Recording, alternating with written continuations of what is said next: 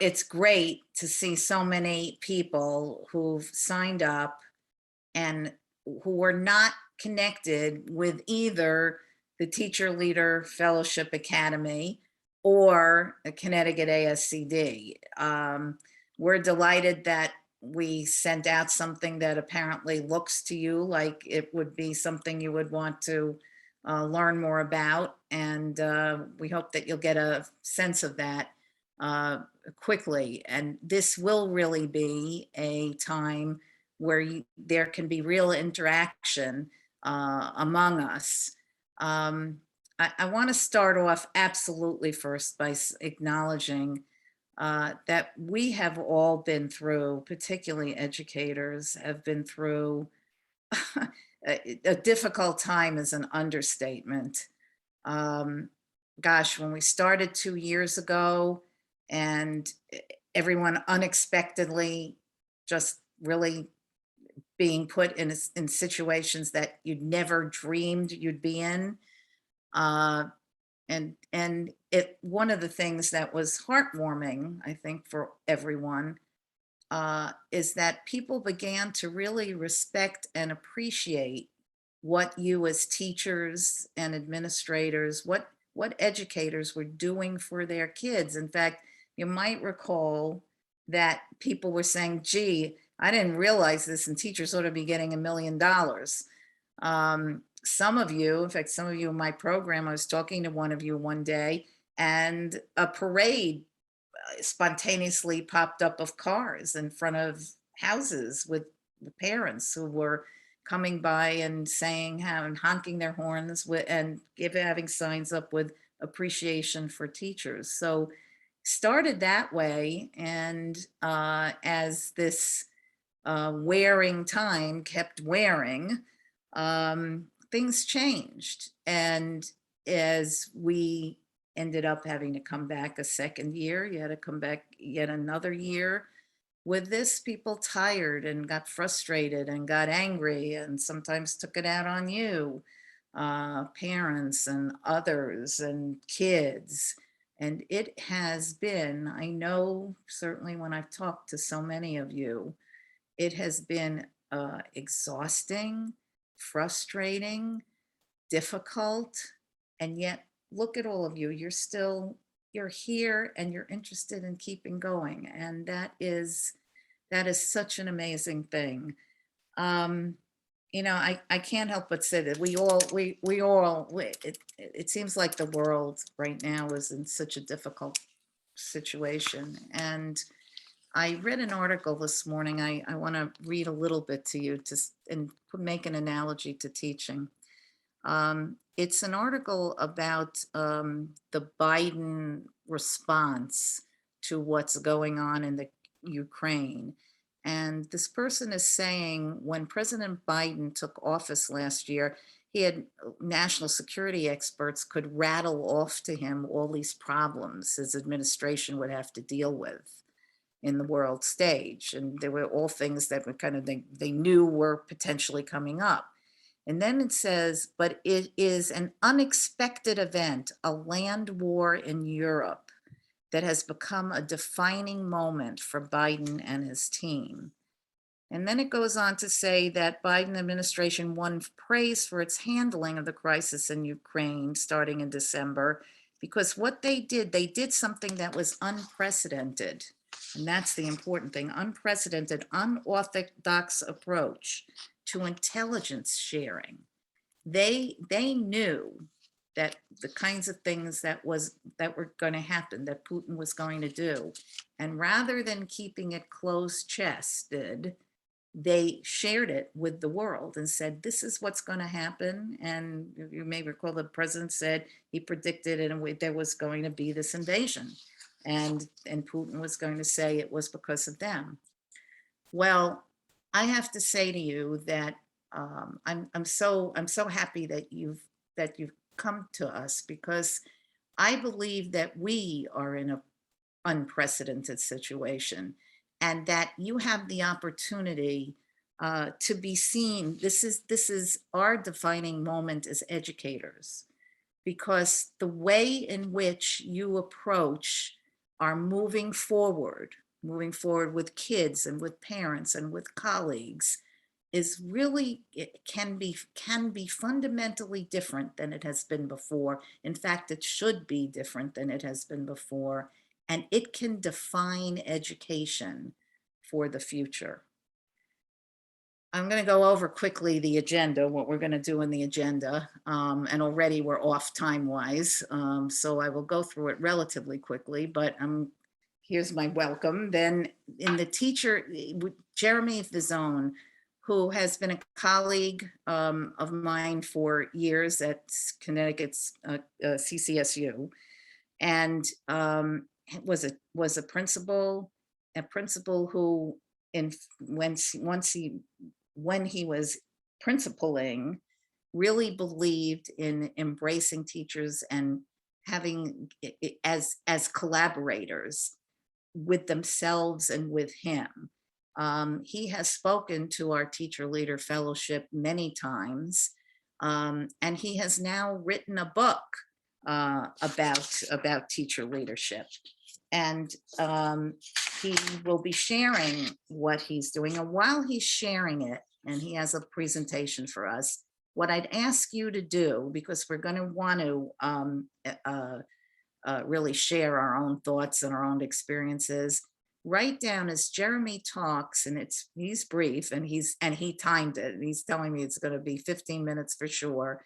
You should think about things that he is saying and how they relate to what's happening now or what could happen. And then, in fact, our wonderful panel of Julia Darcy, who is a 5th grade teacher in Bristol, and Anthea Groton, who is a kindergarten teacher in Tolland, and Jennifer Norman, who is an English instructor at Ellis Technical High School, and Sarhana Smith, who's the principal of Reed School in Bridgeport. These folks are going to be listening with that ear to Jeremy, and we're going to have a bit of a discussion among us. As this happens, as Jeremy is talking and as they are discussing, I'm going to encourage you to use the chat feature to let us know what's on your mind, because then we're going to have points where we're actually breaking out into groups. You're going to go to the next page, Sarah. We will be going into breakout groups where you'll get to be with people who you may or may not know. You'll notice that there's a breakout room directions that are pretty specific. So I won't go over them now. I won't take that time. You'll get to read it. You'll be in your breakout groups. You'll get to discuss the 2 main questions that we're getting at. How can teacher leaders assist in schools' recovery from the pandemic? And how can formal leaders empower teacher leaders to assist in this recovery? Then we're going to have a whole group sharing, and then final remarks by Jeremy and myself. And I expect that you'll be engaged despite the weather out there, and will be with us through that time. And then again, just note that you'll have this, you have this interactive agenda. If you're then interested in learning more about Teacher Leader Fellowship Academy or a Connecticut ASCD, there's a link there. There are links there for you to go through. So Jeremy, I'm starting late. You've got 6 extra minutes. Well, we're off by 6 minutes already. Jeremy, without further ado, great colleague, Jeremy Visone will get going on, share some of the things that are in his book and that he has lived. All right, I'm going to share my screen here. Hopefully you can now see it. Thanks so much, Betty, for that warm introduction. It is always a pleasure to work with you. I'd certainly like to thank the Teacher Leader Fellowship Academy at Sacred Heart University, as well as Connecticut ASCD, for providing this opportunity for us to be together. This is really a tremendous honor for me to be here with all of you. I'd like to thank my fellow panelists as well. I'm excited to see what they have to say after I present here. And of course, to all of our audience members, I echo Betty's sentiments that we're thrilled that you chose to spend some time with us today, especially on what is a really gorgeous March day. So as Betty said before, I work at CCSU, where I work with folks who are looking to become educational leaders. So I work on the ed lead side. So folks who are already teachers and looking to become leaders in schools. And as Betty mentioned, I was a principal, which is where a lot of this thinking began. And now in my role at CCSU, I get to research and write about a topic that I'm very passionate about: teacher leadership. So my job, as Betty said in the agenda, is to prime the pump with some ideas for our panelists, and then largely for all of you before you go into your breakout groups to have some conversation points to talk about. So I know we are a mixed group, and so I think it's a good idea to start with some general information about teacher leadership and what we know about it. And the first place I'd like to begin is, what is teacher leadership? What is it? So in a very comprehensive review of teacher leadership research, Wenner and Campbell in 2017 basically whittled down a definition to be where there are roles and influences of teachers outside of their own classroom. And what I think is really important is what's not in this definition. What's not in this definition is the idea of a title. This is not, teacher leadership is not dependent on a title. I always tell my students in my classes that the big leadership test for me has nothing to do with titles. It's the look behind you test. In other words, if you figuratively look behind you and people are following you, then you're a leader. That's all that matters. It doesn't matter what your title is, whether it's formal or not.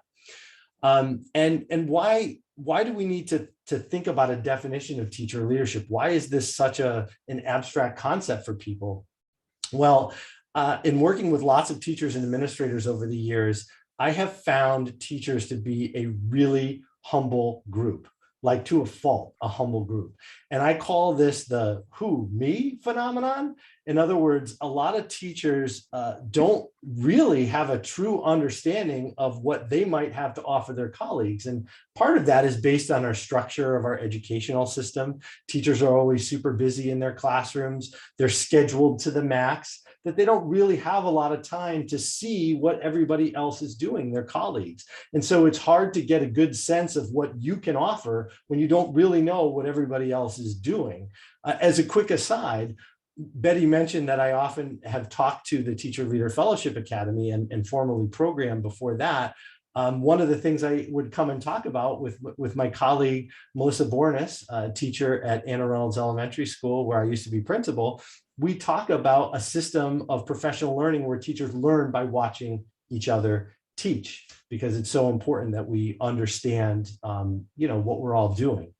So leaders in the audience, I know there's many leaders in the audience. It's really important for you to demystify the concept of teacher leadership for your teachers so that they begin to view the things that they are probably already doing, many of them, particularly all of you who've chosen to come to this call today, as leadership.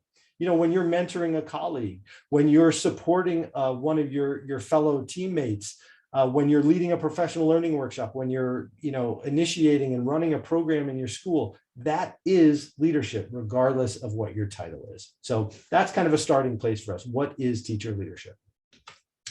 I also want to share with you some of my findings from some of my research. So just to give you the context on what I will call today my macro research, this is nationwide research that I'm doing with high-performing US schools through what is known as the National Blue Ribbon Schools program.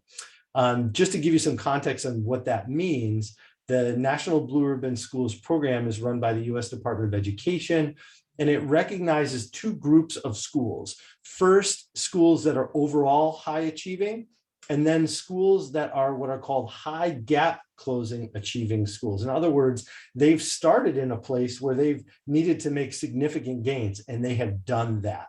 So these are schools that, whether they're kind of working at a high level overall, or whether they've made significant gains, these are schools that are seeing great success in the short term. They have to be in the top 15% of ELA and math achievement in their states. So relative to their state context, these schools are doing really, really well. And so I've studied these schools, and relative to our conversation today, I've studied them relative to their teacher leadership, behaviors and what they think about teacher leadership and whether they have it in their schools. So here are some of my key findings. This first one is really interesting because if you look at what these schools say about themselves in their applications to the program, and by the way, these schools don't seek out this recognition. Their states kind of choose them based on their data. And then after that, they fill out an application. And the next year, if they're still doing well, then they get the recognition. But in their applications to the program, nowhere does it ever mention the phrase teacher leadership. So any mention of teacher leadership behavior in these schools' applications is completely spontaneous and represents what these schools espouse and believe about what is important to their success. So one of the key findings is that these schools almost unilaterally consistently mention teacher leadership activity as integral to their success. Secondly, they outlined a bunch of different roles for teacher leaders in their school. The first one won't surprise you. That's instructional leadership. Well, duh, teachers teach all day long. So it's natural that one of their leadership roles, if you will, would be that they're helping other teachers from an instructional standpoint, whether that's mentoring teachers, providing instructional resources to each other and materials, lesson ideas, facilitating professional learning workshops, et cetera. They also serve in these schools as decision makers through their committees and teams and other roles that they have. They are helping change the direction of the school. And this next one is really important, and particularly apropos to all our folks in the Teacher Leader Fellowship Academy, and that is they're agents of change. They're innovators in their schools. They're folks that are helping taking their schools to the next level, and probably were very responsible for these schools taking the steps that led them to their great success. And then finally, what do these schools' formal leaders do to support teacher leadership? It probably will not be a surprise to you that these schools exhibited and espoused a culture of risk-taking, so that folks don't feel like they always have to just do the same thing, that they can innovate, like I just talked about. There's an incredible trust in teachers in these schools. And that trust goes both ways. Trust of teachers, of administrators, but of formal leaders trusting their teachers.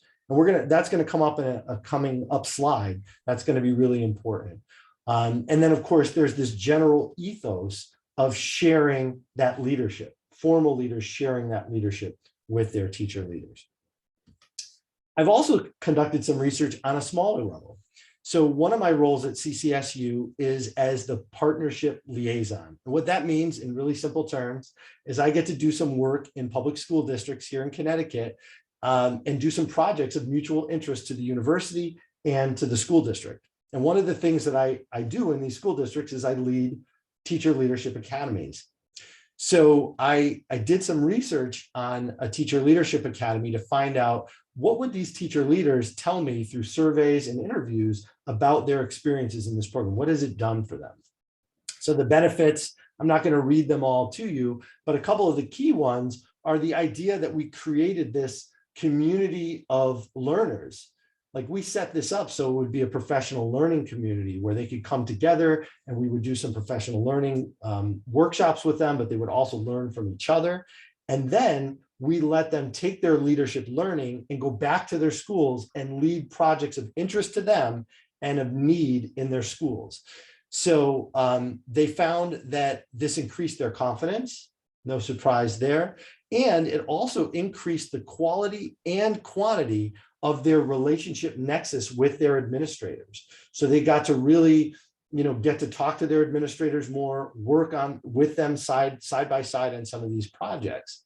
An important delimitation that I found was that formal leader support of the teacher leaders within these teacher leadership academies was really integral to whether the teacher leaders either felt frustrated and they felt like they weren't able to get things going on their projects, or they felt great excitement and pride over what they were able to accomplish. So formal leaders, you have an important role in supporting teacher leaders in a teacher leadership academy format. And then lastly, rather anecdotally, but most importantly, teachers really enjoy this work. It's fun. It's fun to have a space where your voice is important and you can have some agency, something that I'll talk about in an upcoming slide. So those are a couple of things about my research. Now let's take a look more broadly about what other research has said about why we need to talk about teacher leadership. So first of all, I know for all the leaders out there, I do not have to tell you that there is way too much leadership to go around in a school for one formal leader or a small group of formal leaders to be able to handle all of that leadership work. So it truly requires a village, if you will, in order to get all the leadership work done. Next, if we look outside our country to some countries that are looked to be educational leaders, if you will, in terms of their education systems, I'll highlight Finland and Canada, for example. These societies hold teachers in very high regard, and they trust teachers to make decisions. This trust and this high esteem can be manifested in concrete ways. For example, the pay differential between what teachers make for salary versus other professions that require college degrees. In the United States, there's a decent size differential between those two groups, whereas in many other countries with which the United States would like to consider themselves to be peers in a lot of ways, and developed countries, these countries have a much smaller gap between what teachers are paid and other college educated professionals. And also it's manifested in the amount of time that teachers are given to collaborate with each other and do what we might call in other fields R&D, research and development, and just kind of play around and try things out. The United States, we schedule our teachers a lot of their day. And I know I don't have to tell you all that. So if we look to these high performing countries, again, they hold teachers in a high esteem and trust them. And so we should be thinking the same way. Again, I told you already in my own research in our national pool of national blue ribbon schools, we found that these schools espouse teacher leadership as important to their success. And then finally, the reason that we're here today talking about the topic of teacher leadership is the pandemic. So let's take a special look at that. Betty set this up perfectly for me. I know I don't have to tell anybody out there that the profession and being a teacher is different than it was 2 years ago. So teachers are now the experts at this new space, at this new reality that you're all working within. So many of our teachers, administrators were not teachers in this new space. So we need to think about teachers as the experts of this new reality. And as such, they are in the front lines, they're in the trenches with kids and in communication with families, learning about what the needs are. And so they can be particular advocates for things that they're seeing at the ground level. And those might include, in particular from the pandemic, equity related needs that were perhaps always there, but have now had a light shined on them, SEL needs. Teachers are seeing these needs and have an important voice to advocate these needs to formal leaders.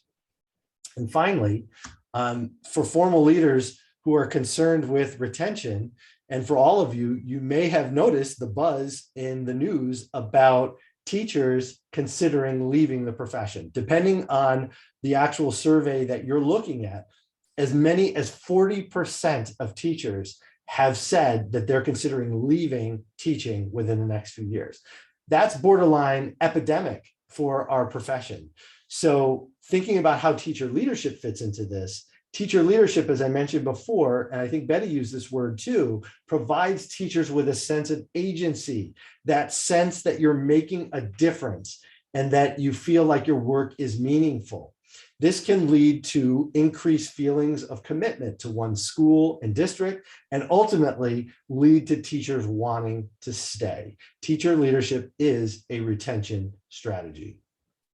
So, one of the things that I often talk about in my work with schools and with school leaders and aspiring school leaders is how teacher leadership kind of happens, because every district, every school has it. But is it happening kind of just organically because certain teachers are stepping up and doing things? Is it just by luck? Or at the opposite end of the spectrum, is there some strategy that has created systems within that school or district that are giving opportunities for teachers to express their leadership? Obviously, I think you can imagine we want to get to the latter situation where teacher leadership is more intentional and strategic, as opposed to what I find often to be the case in schools where it is kind of unintentional. And it's lucky that some teachers are willing to do it, but it's not necessarily part of the plan. And it's almost always unlabeled because a lot of people don't necessarily think about teacher leadership as a concept. We want it to be a concept that's in the fore and strategic so that we can maximize the power and all those great additive effects that I just talked about on the last slide. If we make it strategic and systematic, then you'll get the best benefit from it. I've given you on this slide a bunch of ideas in these gray boxes about opportunities for systems for teacher leadership. I'll just highlight one to give you an example. In your professional learning systems in your district, how often are teachers learning from each other as opposed to an outside expert or an administrator? How often are teachers able to learn from each other, either through their PLCs, through viewing each other's instruction, through teachers facilitating professional learning workshops? That's a strategic place, a system where teacher leadership can be intentionally brought to the fore. So at this point, I think I'm going to stop my sharing. And I have lots of ideas on specific things that teacher leaders can do and what formal leaders can do to support them. However, I do not want to preempt any of the great conversation that is about to occur, both within our panel and then amongst all of our participants. So at this point, I'm going to pass it back to Betty. Thanks for listening. Okay, so Jeremy's given us a whole lot to think about. I am now going to ask the panelists, as you were listening to Jeremy, what particularly struck you that you might want to focus on and share with others that that connects with what you're actually doing, what you've done during the pandemic, or what you're thinking about going to be doing. And Sarhana, who is again the principal of Reed School in Bridgeport, why don't you start us off? Sure. Thanks, Betty. Thank you, everyone, for coming today. I want to actually just very briefly comment on that very last piece that we heard about teachers learning from each other. As you know, Betty, and a few of you in this program may know, my school has been a part of the Teacher Leader Fellowship Academy for years. And I had the opportunity to travel to Finland with Betty and the TLFA. It was called the TLFP at the time. That was one of the key takeaways from all of our meetings with teachers in Finland. That was one of the key takeaways from visiting all of those schools, is that on top of the pay differential and teachers being highly respected in their society, they learned from each other. And that was like very, very key and very major, that that was like a regular part of their work, is teaching each other, learning from each other, and collaborating with each other. If I go back and think about when the pandemic first started, and I wrote about this in that monologue, I believe that you shared it, Betty, in the agenda. I personally went through extreme feelings of being sad and feeling lonely and missing my students and missing my teachers and missing my colleagues. And so when there was that period of time when things were so shaky and none of us knew when we were coming back, I just started something really simple, which was to send out regular emails to my staff consistently. Sometimes they were, multiple times a week, just if I had heard a little something coming from central office, if I thought that maybe there would be something that was important for them to know, I shared that information. I didn't really have a format. It was just like a very organic way of just sharing information with teachers. And after a short period of time, I started hearing from a lot of them who felt that they felt thankful, they felt appreciative, and it let me know, like, everyone's out there, they're reading this, like we were starting to connect again. When we got to the point of having like when we realized that we weren't coming back and we started to have meetings, our virtual meetings, I had, we talked a lot about social and emotional learning amongst ourselves. So we talked about like the fears that we have, and teachers really wanted to share their feelings, their anxieties, but they also wanted to connect with their colleagues. And so I had teachers who offered to teach teachers how to teach virtually. Our platform is not Zoom, our platform is Microsoft Teams. So I had teachers who offered, they wanted to run, they said, hey, at this next time that we get together, can I show teachers how to manage chat and how to share your screen? I had teachers who wanted to talk about how they were addressing SEL in their classes, in their virtual lessons. I had groups of teachers who put together a survey that we wanted initially to use with students and families, but they decided, you know what, let's give this to our staff and let's see what our staff had. Let's like see how they feel about these topics and how they would rate themselves and what are some things that they can do to make themselves feel better. And like through all of these things, we started to have a deeper level of a connection. And I think that it really did bring us together. I had a teacher who created a Wheel of Fortune game and shared it with the staff so that we could just do something fun. Again, this was, on Teams, on Microsoft Teams. So these were just some of the things that we did while we were all apart.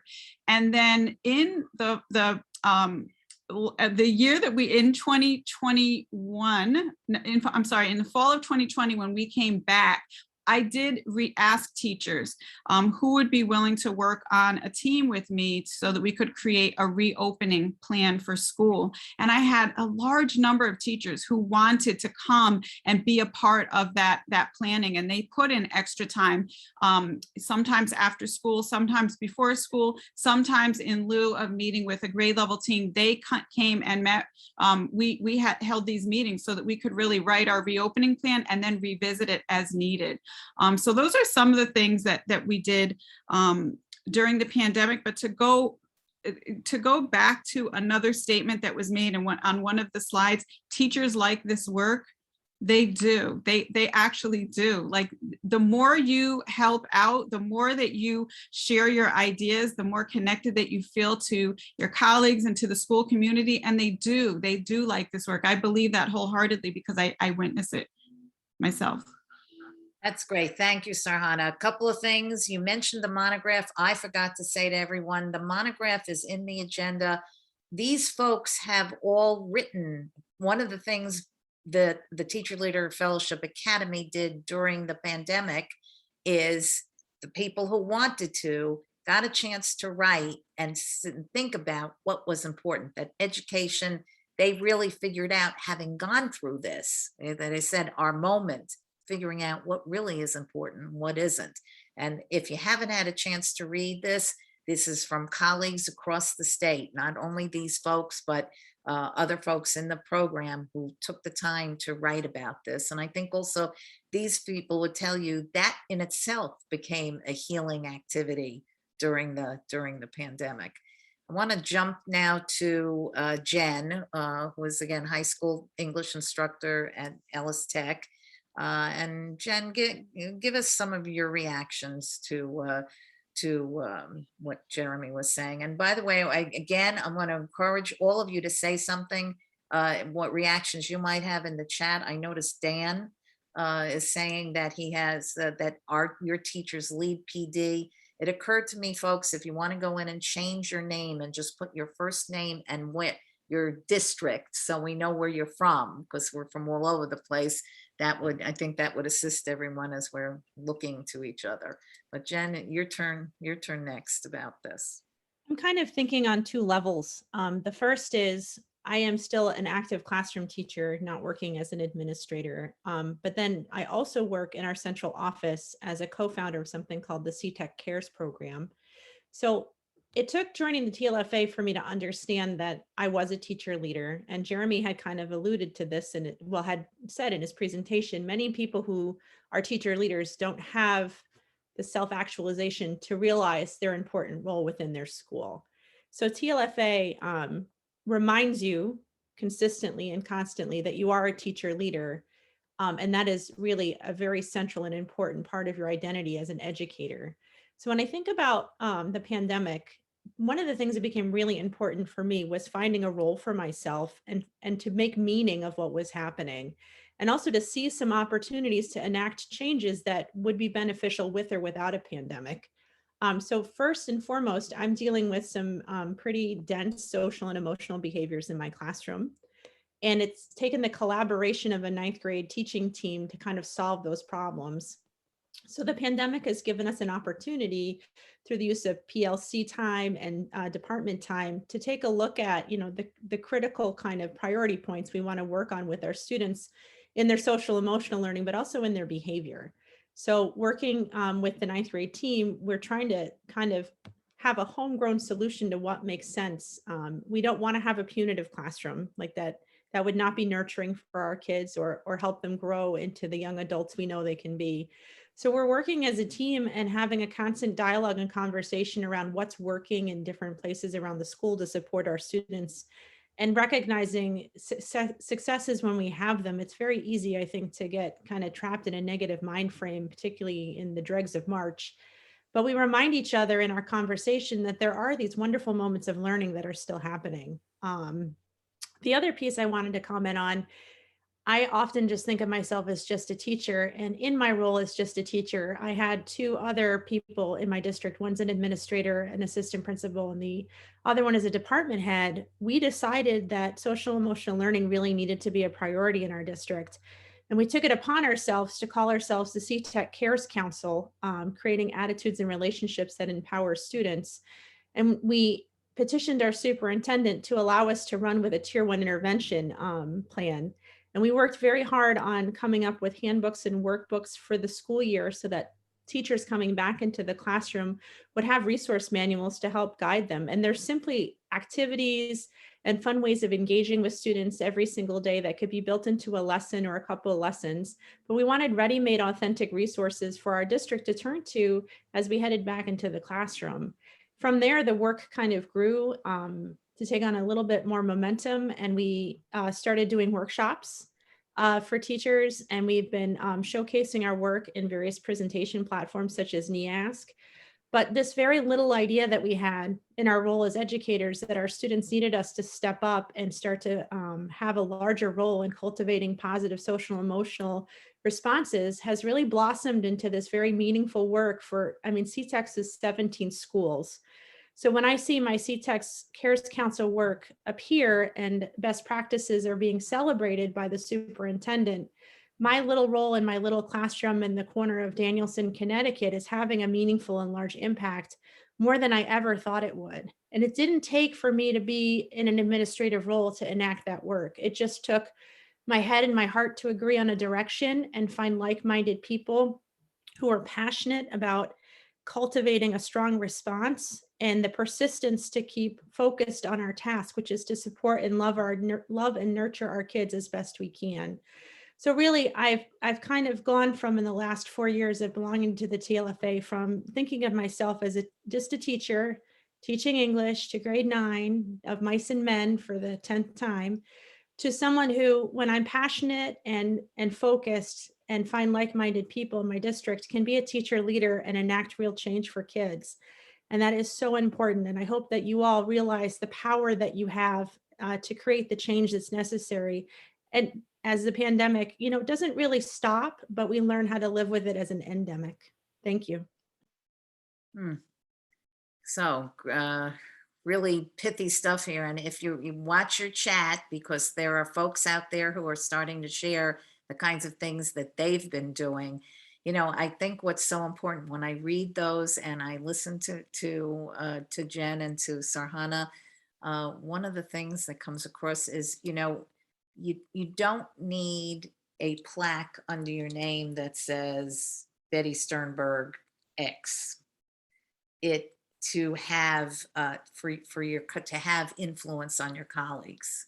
You need the heart and the mind and the will to listen which I know is something Sarhana does. In fact, one of her teachers notes that in the chat, Diana from Reed School, to listen and trust each other as colleagues is what's necessary to get this work done. The Biden team, by the way, that article I read also talks about the team and how they influenced each other in terms of getting a new way of thinking about how to approach something that was so different. So at any rate, Julia Darcy, who is also an esteemed colleague and has been in this program from the beginning for eons, your turn to share your thoughts and perspectives on what Jeremy said. I think it was obvious when Sarhana was speaking that she values the teachers' voices in her school, and she highlights their strengths, and she encourages her teachers to lead. And I'm really fortunate at Green Hills School to be in a similar culture where not one person leads, not an administration leads, we lead together. And at Green Hills, we believe all students are capable of success, no exceptions. We say it every morning, our students say it every morning, but that can't be achieved unless we all work together and learn from each other and really, collectively commit to that. Last year, I think all teachers were feeling defeat and fatigue, and I was as well. And the way I found myself out of that, and the way teacher leadership kind of brought some joy back into the profession for me, was going to my principal with some ideas to positively impact student outcomes, and asking if I could lead a professional book study with colleagues in my school, and asking for the opportunity to take a huge risk and transform my math classroom using Building Thinking Classrooms by Peter Liljedahl. And because I really thought that could positively impact student outcomes. And I was given the green light. I was given the opportunity to lead that book study and to transform my math classroom. And that helped bring that joy back to my profession, because aside from the chaos that is the world and the pandemic, when you give teachers that ability to lead, you're giving them a little bit of that sense of control back. Like, I can control this and I can do this, and it will positively impact my students despite all of the things that I cannot control. And now because of that, I have teachers coming in to see how I've transformed my math classroom. And not because they were told this is what you have to do, but because we can learn from each other.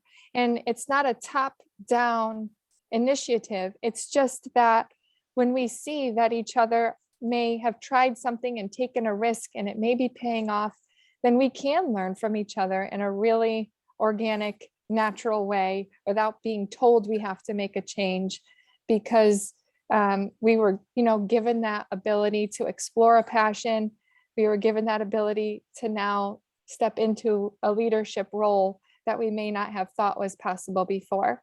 So I see teacher leadership really as a way, Jeremy mentioned, to retain teachers into the profession, because by highlighting teachers' strength, by recognizing teachers' strengths, and encouraging them to explore those strengths and passions further, you're bringing that joy back into the profession, and you're bringing them out of a lot of the chaos that's around that we can't, do anything about, but you're bringing that joy back. So. Thank you. Boy, Julia said it all well. I'm going to move on to Anthea and get her thoughts, and then we'll summarize and get into breakout groups.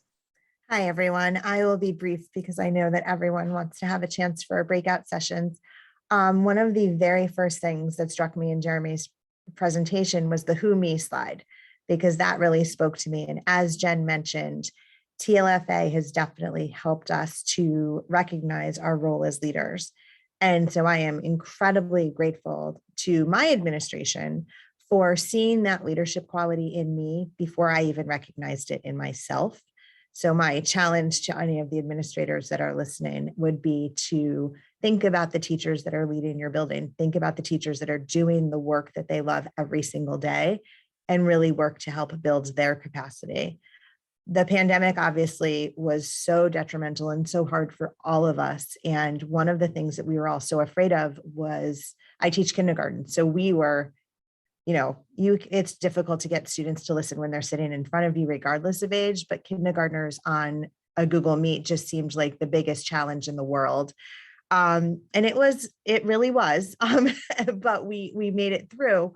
But one of the things that we really did, and Jeremy touched upon this as well, as far as collaboration, our team became so strong because of that. We were up all hours of the night trying to figure out how we were going to make this all work. And we've taken that strength back with us into the building. And I really see so many of my peers and so many of my team members now recognizing the leadership in themselves. And I am so proud of all of them and the fact that they are now also helping to lead, because they were teacher leaders all along. They just needed a pandemic, just a minor little pandemic to kind of help them see that in themselves.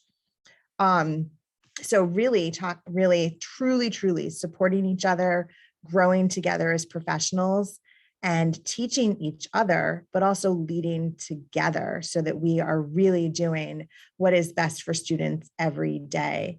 And Betty mentioned unprecedented times, and really looking at this as an opportunity to reimagine what school can actually be for all students and for all teachers. And Jeremy mentioned, SEL and equity and the need for advocacy. And I wrote down on this little tiny blue Post-it because I did not want to forget it. Jeremy, when you said that being a teacher and teaching now is so different than it was 2 years ago, and that teachers are the experts in that new reality, I want everybody to hear that. I wanted to email it to my administrators and to every administrator I know, because that's so important. And we are literally fighting every day for what is right for our students and what is right for our staff.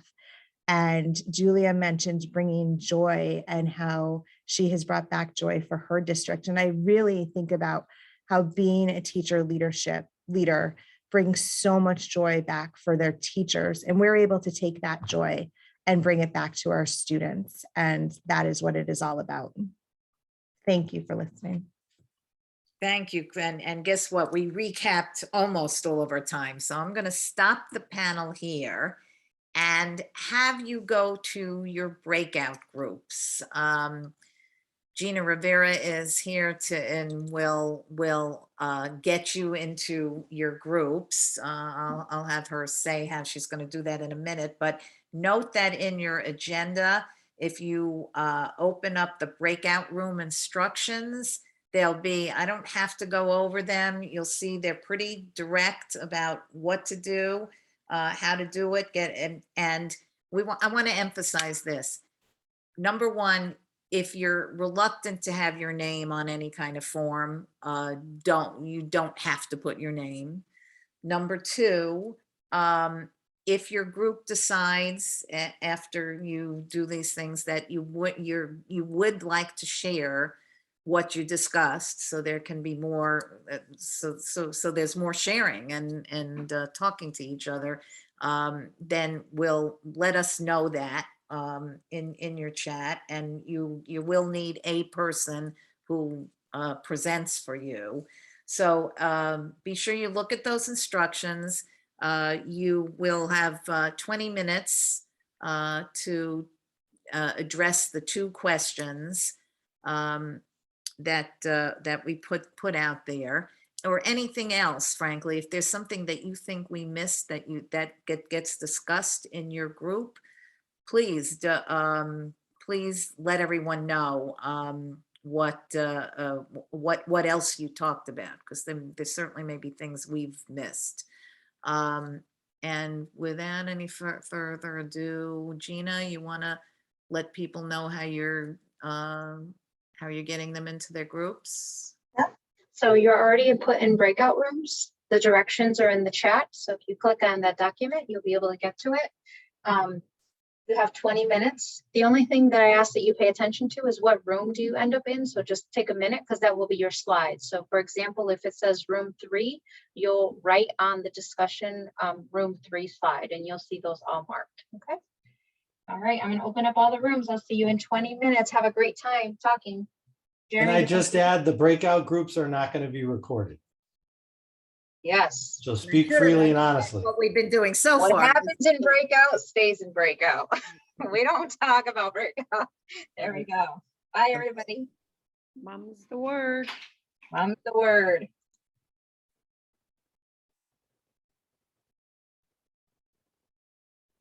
And I'm staying back, Gina. Okay.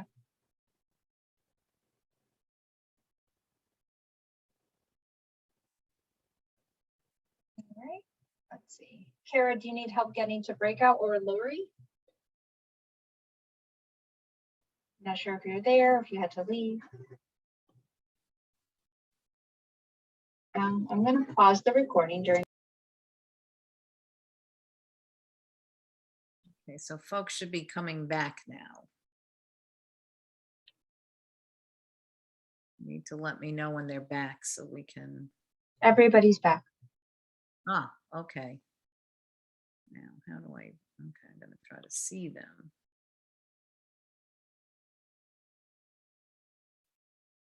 Okay, folks, so you had an opportunity to talk about these things.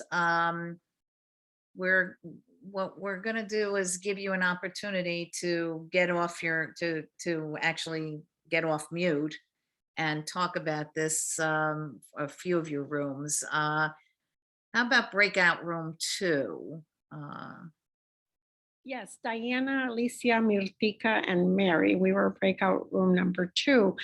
And one of the things that we discussed was that, rebuilding the student and family connections via family engagement events that would include highlighting cultures and just making the school, your classroom, an inviting and cozy place.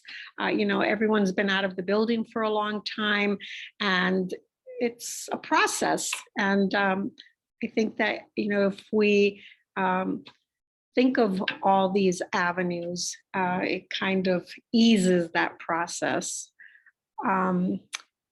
And anyone from the group can chime in at any time. Also, building connections with staff. Somebody mentioned, we do focus on students, we focus on the parents, and sometimes we overlook the teachers. And, teachers had to reconnect. Even at the beginning of this year, people were in their classrooms and everything was virtual. You really didn't have that connection, person-to-person conversations. So rebuilding the teacher-to-teacher connection, team-to-team, the entire school community. And then I guess the next question was, how can formal leaders empower the teacher leaders during the or post or the recovery from the pandemic. Sometimes teachers, not sometimes, I think always, teachers have great ideas, and unfortunately, many teachers come up against a wall because the idea is not approved or is not considered. And so just having administration give the green light, I think opens up people's hearts and minds to more creativity. That's very, very important. Also, allowing teachers to have decision powers, be part of the decision. Who better than the teachers know what goes on in the classroom, what's needed in the classroom, creating a school action plan that is visible and not only visible, but that is carried out. And then I think we all say this, teacher resources, we can never have enough resources. If we have the resources, we can be very productive. And then providing teachers with time to not only collaborate academically, but if we're going to recover, we need to be there for emotional support, for psychological support, just in a social setting, because we always have staff meetings and we always collaborate for academic purposes, but we have to consider the emotional and the psychological component at this point. Absolutely. There's a lot of meat there. Let me pick up on one thing and throw it to maybe Anthea. You mentioned re-establishing the teacher-to-teacher connection now that you're face-to-face, not online. So some folks have said that online, when you were sort of swimming out there online, there was a lot of collaboration that happened despite anything, amazingly so. But getting back into school and seeing each other really is something different. And I want to connect that to that notion of, because we've heard this a lot. What if you happen to be in a building or a district or wherever, where honestly you don't get the green light, you don't have the sense that you're getting green lights? How do you work around that, if you will? How do you push forward with your agency and what it is that you think it needs to be done, even if you don't have that green light? So I actually, any one of the panelists might speak to that. Anthea, perhaps you from a teacher point of view, and then Sarah from an administrative point of view. Absolutely, I'd be happy to. So I think one of the things that is important as a teacher leader, the green light obviously helps. It makes everything that much easier. Without the green light, you have to find those other like-minded people and like-minded leaders that are going to continue to do the work quietly and forcefully while making the impact. And sometimes that green light changes when the impact is seen. Sometimes administrators are then, once they see the progress or the change or whatever, the success of the work that you've done. But I think that it is important to continue to surround yourself with that team that is going to support you in the work so that you can continue to make that impact with or without the green light necessarily from your administration. Okay, thank you. Sarhana, you want to speak to that a little bit as an administrator in terms of helping the reconnection with teachers, or what you were doing actually during the pandemic? You mentioned some of the things you were doing to create the joy and the fun. Speak a little more after people came back physically. And Yeah, there were a small group of us. We were just talking today, last year for so when we came back last year, and school actually shut down for a portion of time, so we started up in September, fully opened, and we had like 2/3 of students that were coming, and maybe even a half, and then school shut down, and then we reopened and slowly started to get more students, but we continued to be remote on Wednesdays. And so there was still it was just still a weird year. And teacher appreciation last year, there was we used the Wednesday remote learning day, which also was an early dismissal day, to have a gathering, a luncheon. And so we got a pizza truck and we set up tables. We have this awesome canopy in the front of our school, and it's covered. It's a covered walkway, but it's huge. And so a custodian set tables out, and we had tablecloths, we had a cake, and we had this pizza truck. And that was like our first chance of coming together. So that was in May, as a whole staff in person, because we are a large staff and it was not safe for us to meet in a whole group. And so, so opportunities for that, but also just for recognizing teachers. And this year alone, I've had teachers come to me and ask to do things, like basically wanting to take on just a leadership role, but not coming to me to say, hey, I'd like to be a teacher leader. But like, you know, I had a teacher come to me just last week because we are having some difficulties with students using the chat feature in Microsoft Teams. And we've had a lot of issues with it. And a teacher contacted me on Friday afternoon and was like, hey, is it okay? I'd like to do a survey. I'd like to find out how teachers are using the chat feature, and maybe we can gather some information and present it to the IT department with some recommendations of how we could help to solve this problem, because it can't just be us. And I was like, oh my gosh, that's a wonderful idea. Sure, please go ahead and let's do that. And she sent the survey out, like she's emailed me now with the results of the survey. And like, that's just an example of someone coming to me with an idea. And I just think, and someone said this earlier, and I forgot, it may have been Anthea, I apologize, I don't remember. But someone said, you know, we're in this together. And I do believe that we're in the trenches together, and that our work is collaborative and it's a collective effort. And so more ideas are always better than one idea. If I even have an idea, I never say like, oh, that's a great idea. I bring it to school and I go to my teachers.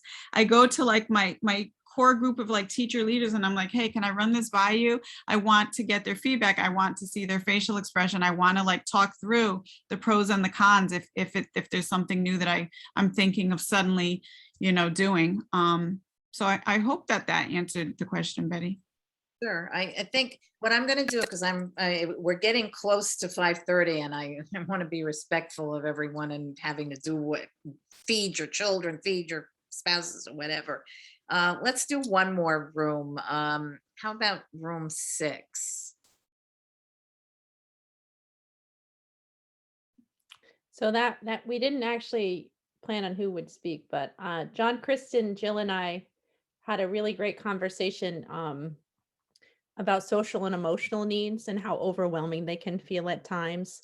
And Kristen talked about a book that she read with a group of teachers in her district. She's in Glastonbury, called What Happened to You, and how it helped bring a group of them together to feel like they could rely on one another. But just that idea of knowing we're not alone and a need to communicate and support one another really became evident in the pandemic and now during the pandemic. And needing that, even, I think just in general, needing that as an educator. And then cultivating strong connections with kids and how important that connection is versus focusing on academics. And then we talked too about how when we look around our building or our district, we see that there are some people with high social and emotional IQ that, you know, are working hard to reach out to those who may be struggling and to use their kind of gift to intuit and be empathic to support one another. So I don't know where the slide just went. But actually, you once said, Jen, and I'm going to say, because there was something up there about on that slide about the supporting one another and collegially. There are many ways to find that, and I think you and other people in the panel have said before, being part of the TLFA was a support with colleagues not only in your immediate area but actually across the state. And I think you've spoken to that before, Jen, about the that came up too, and it kind of came up under the topic of what are our own coping strategies and how some of us have become hyper focused on academics while others of us are cultivating places of conversation. And one of my strong coping mechanisms is to touch base with these think groups or places to find affirmation of how I'm thinking and feeling, and how crucial that's become as we move forward. That's great. Julia, I'm just going to round out with Julia.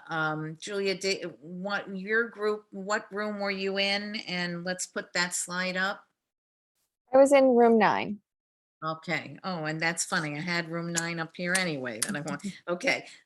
So perhaps you or whoever it was designated to talk about this a bit.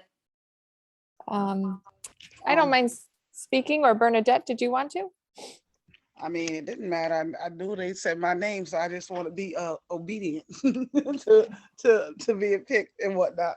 I just want to, before my colleague help me with. I just want to all the things that we said, the other groups had already said, definitely hit on some of the concerns that I have, and just I don't know if I'm the only one that's not in this teacher leader fellowship situation. That, like I told my group, I'm an outsider. I wasn't even aware of this until I got this email.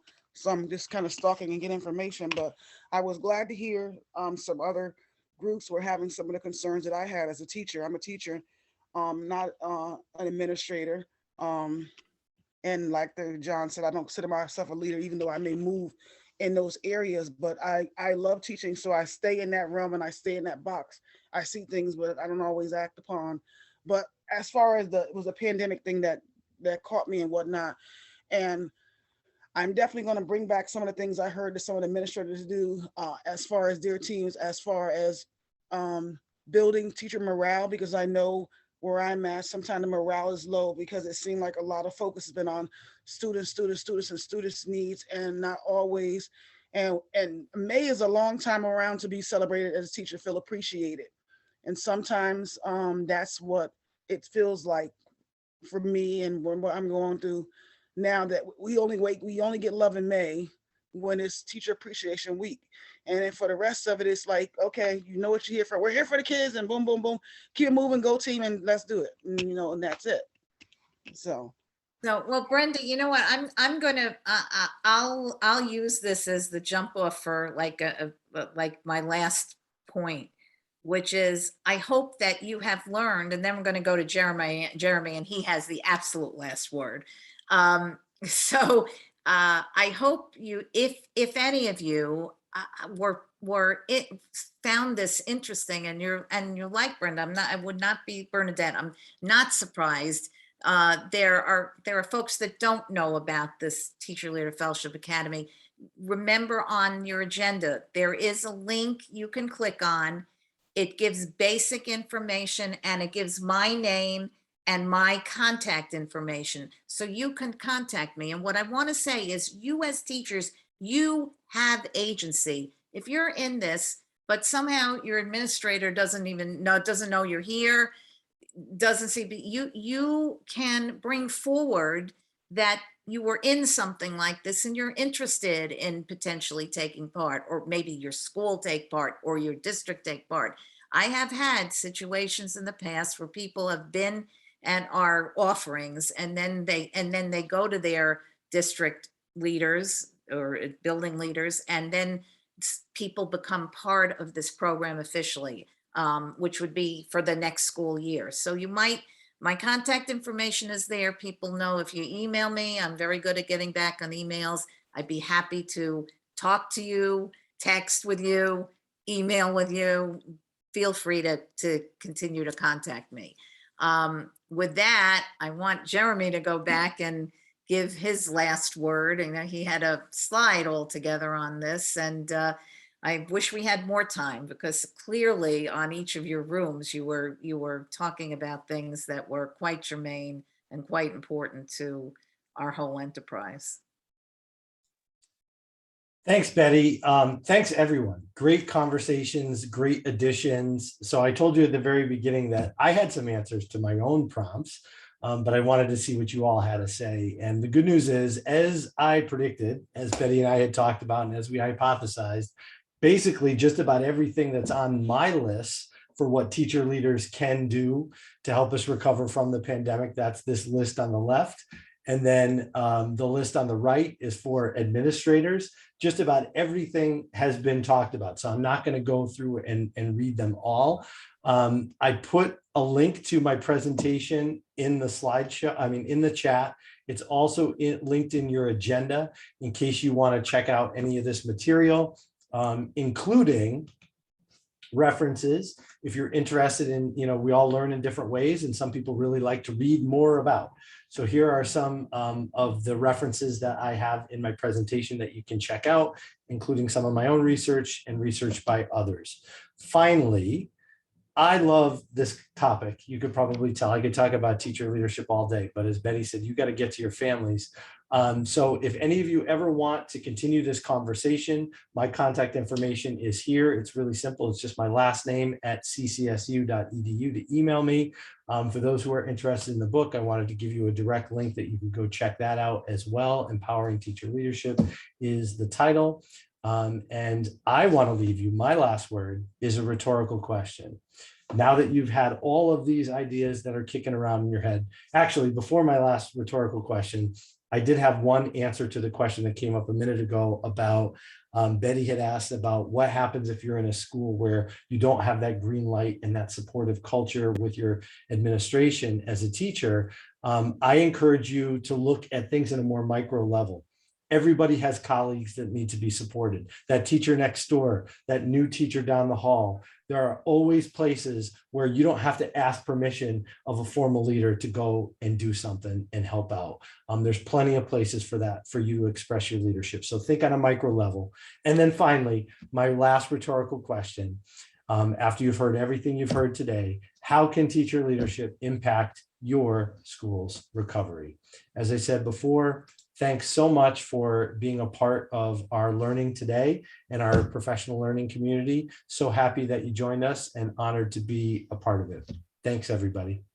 Ditto to what Jeremy said. This whole session is recorded. You will be able to look at it. We'll send you the link by Monday. You can share it with other people who you want to give them some idea about this. And it will be accessible really to any of you who have registered, and you're welcome to share it with other people. It's a link to YouTube. And so you'll be able to share the session. And again, circle back if you have more questions and want more information. Betty, do you want me to do the last word and put it in? Yes, sure. Okay, here it goes.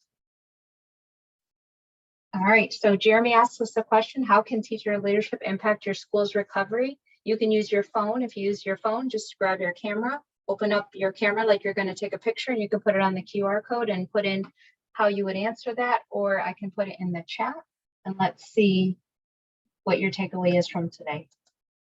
So you can do either one. It's in the chat. It's also up on the screen. There you go. And then the answers will start showing up. I'm going to answer it too. There we go, Jeremy. Here they come.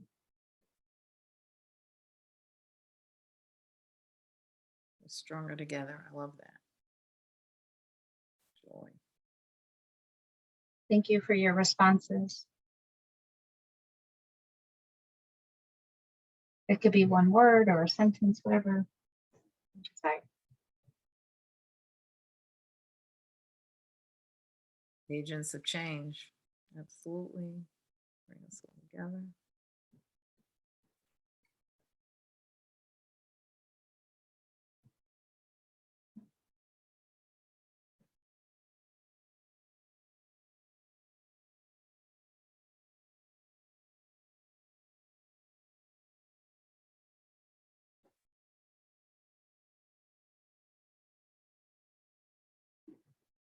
Listening better, trust teachers to lead. Great. Collective change. Yep.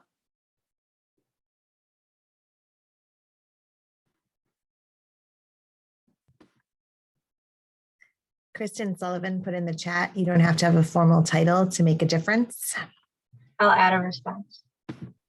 Note. Can I just add it? If you can't put it in the chat, and I'll type it in. Yeah, I like that. No title needed. That's what she got it all there. Okay, I think that gives us, if you want to add more, welcome to it. That's a lot of joy there. Yeah. Oh, great summary of what you thought about. I love the notion of there's change in there numbers of times. I love that. Creativity. I love that someone said that too. This is the time to open up and figure things out. And as I said, this is our moment. We don't have to keep going in the same way, especially if you exercise your agency and press forward on what you know, having lived through this and been in this, know what's important, know what you want to keep, and know what you want to throw out. Read the monograph too. They'll give you some ideas from our folks. All right, everyone. Those of you who stayed with us, you probably want to stay more, but you also want to feed your kids. So you can all have a great day, have a good rest of the week, and you should get that link back on Monday.